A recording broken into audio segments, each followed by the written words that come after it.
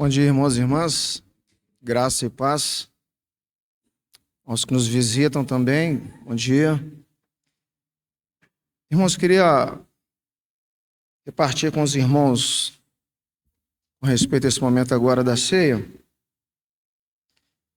um assunto que me deixou bem perplexo, vamos dizer assim.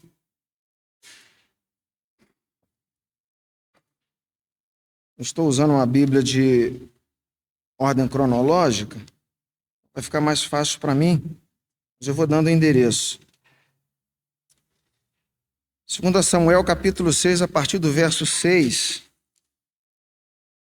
ou 1 Crônicas 13, a partir do 9. Esse era um texto que sempre me incomodou há um tempo atrás. Eu sempre fiquei perguntando ao Senhor com respeito a isso. Gostaria que os irmãos prestassem bem atenção ao que o texto diz. Quando chegaram à eira de Nacon, Uzá esticou o braço e segurou a arca de Deus, porque os bois haviam tropeçado. A ira do Senhor se acendeu contra Uzá por seu ato de irreverência.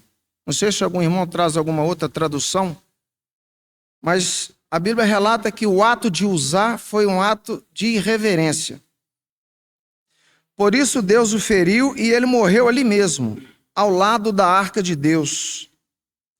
Davi ficou contrariado porque o Senhor, em sua ira, havia fulminado Uzá. Até hoje aquele lugar é chamado Pérez-Uzá. Então, para a gente entender um pouco, Davi morava em Jerusalém, ele queria a arca do Senhor ali com ele. Então ele foi buscar a arca. Nessa trajetória da arca, os bois tropeçaram. A arca ia tombar, a arca viria ao chão. Uzá estava atrás da arca e Aiô, seu irmão, à frente. Acredito que qualquer um de nós faria, talvez, o que Uzá estava fazendo. Imediatamente ele levou a mão à arca, para ela não cair, obviamente. Eu pergunto para os irmãos, isso é um ato louvável ou não? Aparentemente, aos nossos olhos, é um ato louvável. A arca ia cair, ele a segurou e não deixou que ela tombasse. Porém, Deus chama esse ato de irreverência. Irreverência da parte de Uzá.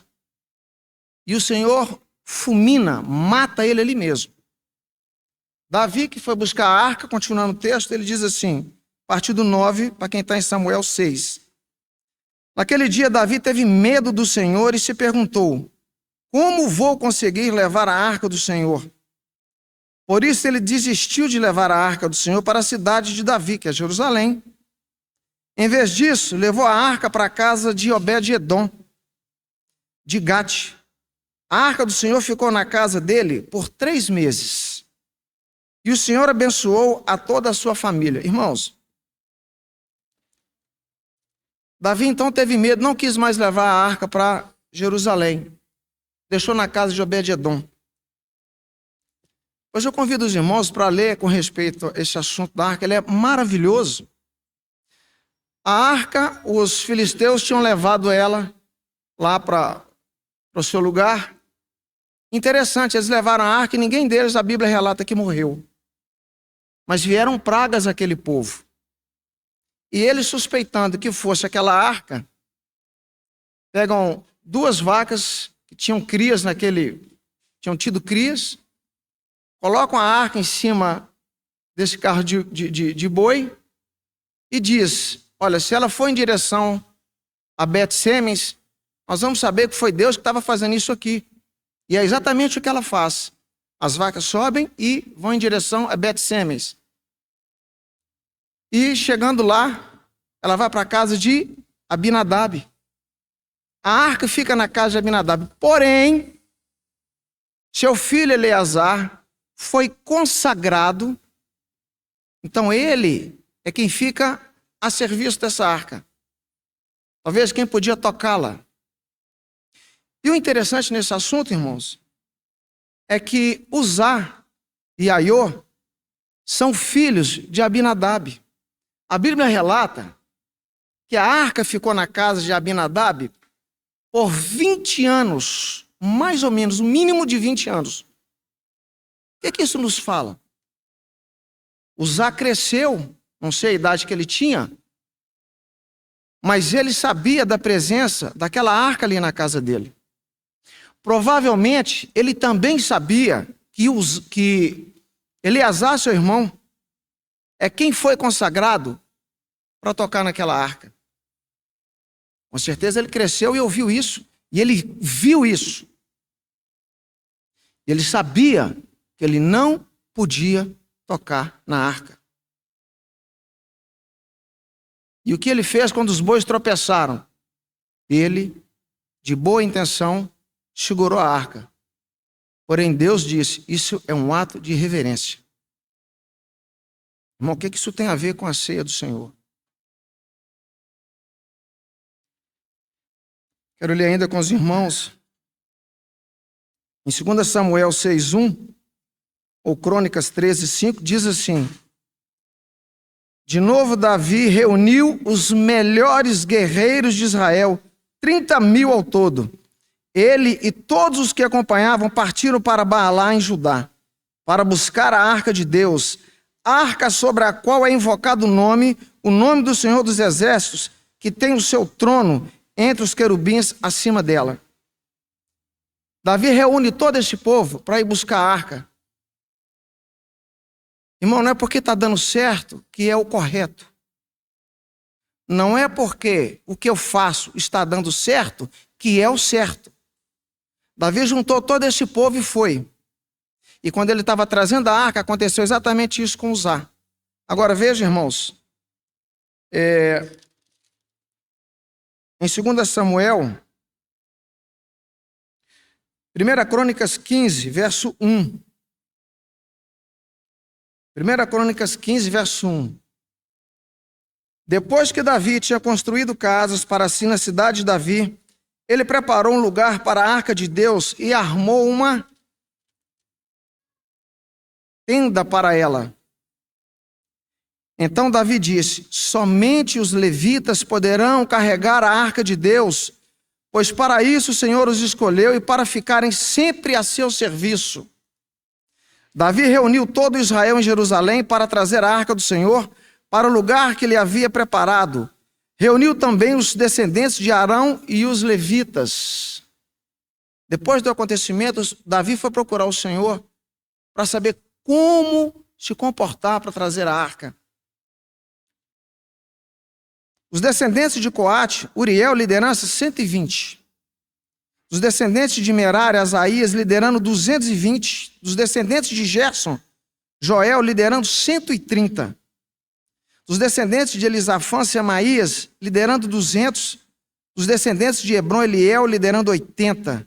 Os descendentes de Uziel, Aminadab, não é Abinadab, Aminadab, liderando 112. E em seguida Davi convocou os sacerdotes Zadok, Abiatar, os levitas Uriel, Asaías, Joel, Semaías, Eliel e Aminadab, e lhes disse: vocês são os chefes das famílias levitas. Vocês e seus companheiros levitas deverão consagrar-se e trazer a arca do Senhor, o Deus de Israel, para o local que preparei para ela. Pelo fato de vocês não terem carregado a arca na primeira vez, a ira do Senhor, nosso Deus, causou destruição entre nós. Nós não o tínhamos consultado sobre como proceder. Então os sacerdotes e os levitas se consagraram para transportar a arca do Senhor, o Deus de Israel. Irmãos, como que isso falou meu coração? Em que contexto? Parece que por estar na graça vale tudo. Estou debaixo da graça. Estou brigado com o Pablo, não converso com ele, mas participo da ceia, estou debaixo da graça. Eu estou em dificuldade com o irmão, não converso com ele, não quero papo, mas eu estou debaixo da graça, posso participar da ceia. Está tudo tranquilo. É graça. Já estou salvo. Então eu posso participar de qualquer maneira? A palavra de Deus não diz isso, irmão. Se tens alguma coisa contra o teu irmão, deixa a oferta. vai e reconcilia-te com ele. Irmãos, como tem sido o nosso coração perante a mesa do Senhor? Como tem sido a nossa reverência com relação à mesa do Senhor? Há quanto tempo nós fazemos isso? Talvez para alguns pode ser tornado comum. Parece apenas um pão e um vinho. É só um lembrete. Por que Paulo nos adverte, dizendo, examinai a vós mesmos, antes de quê? Antes de comer do pão e beber do cálice. Por quê?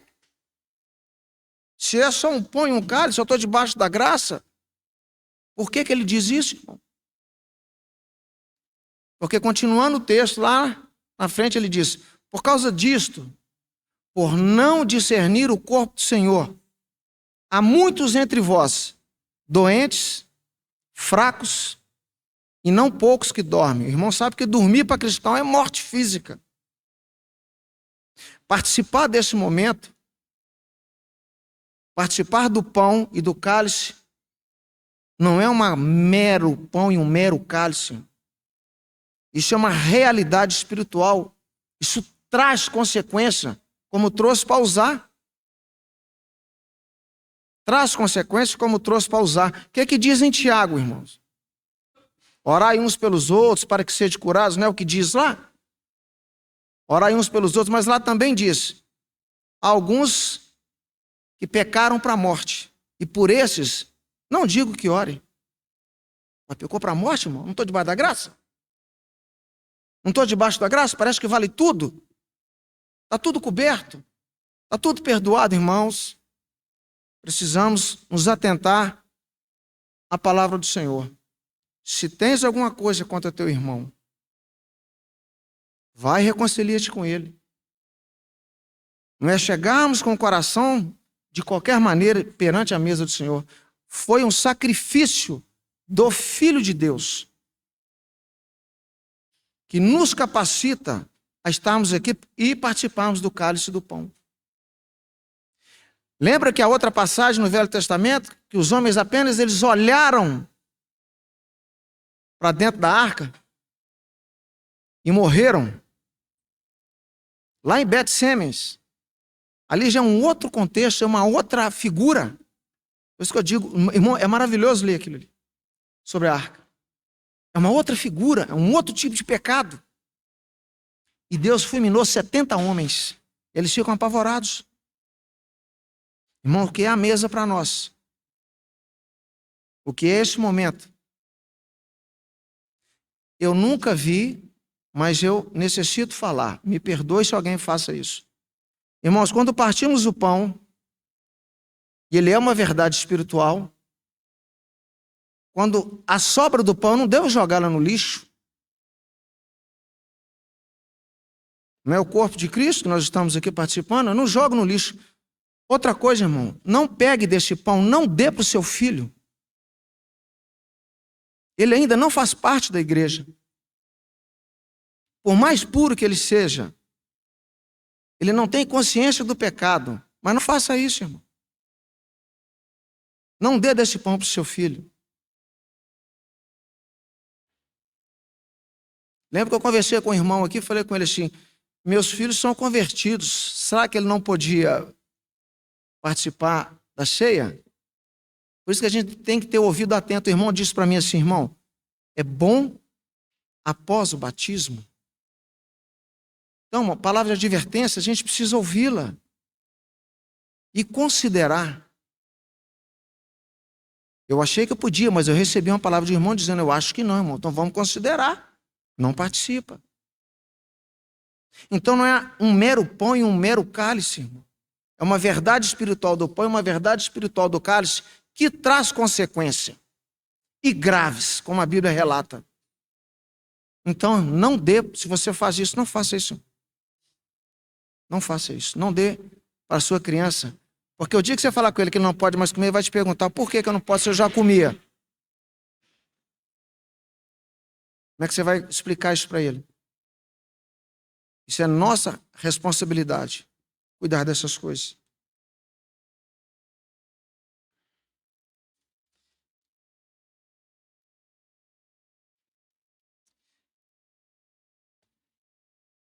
Acho que o Senhor já falou bastante para nós com respeito a isso.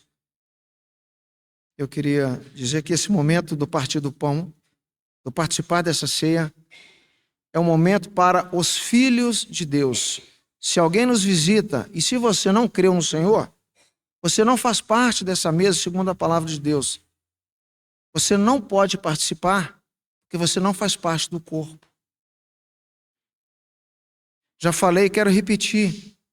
Quando eu frequentava, porque minha mãe pedia, e eu via aquelas bandejas passando, para mim não fazia efeito nenhum, porque eu não sabia da realidade. O dia que eu criei no Senhor, eu fui entender a respeito do pão e do cálice. Depois eu fiquei pensando, eu não participava, eu não era filho de redenção, porque toda a humanidade é filho de criação, foram criados por Deus. Mas para participar desse pão tem que ser filho da redenção. Eu criei na obra do Senhor Jesus. Se você fez isso, você é convidado a participar. Se você não fez, você está fora, porque você não pertence ao corpo do Senhor Jesus Cristo. Então, diante disso, é convidado por Ele a participar dessa mesa. Aqueles que creram na sua obra. Vamos orar? Pai, te damos graças nessa manhã, porque o Senhor nos comprou com teu sangue. O Senhor nos deu vida, vida eterna, vida em Cristo Jesus. Mas nós queremos pedir ao Senhor que nos perdoe pelo coração incorreto, como muitas vezes chegamos diante da tua mesa. Pela maneira imprudente que participamos às vezes da tua mesa, Senhor. Senhor, precisamos de revelação no nosso espírito para entendermos, Senhor, a tua mesa, entendermos o teu pão, o teu cálice, a morte do Senhor sobre a morte do Senhor para nos purificar, levar os nossos pecados e a tua ressurreição para nos dar vida como o Senhor assim o fez. Por isso, nessa manhã, nós queremos agradecer ao Senhor pelo teu grande amor. Por isso que o Senhor fez a nós. O Senhor não nos deixa, Senhor, sem entendimento da tua palavra. O Senhor não nos deixa órfãos. O Senhor tem falado conosco. Nós queremos glorificar o teu nome por essa obra maravilhosa. Por isso estamos aqui hoje, Senhor. Podemos participar da tua mesa. Por isso pedimos, Senhor, dá-nos um coração quebrantado diante do Senhor. Dá-nos o espírito correto, Senhor, para chegarmos diante da tua mesa. Obrigado pela tua obra maravilhosa, Senhor. Nós te agradecemos em nome do Senhor Jesus Cristo. Amém.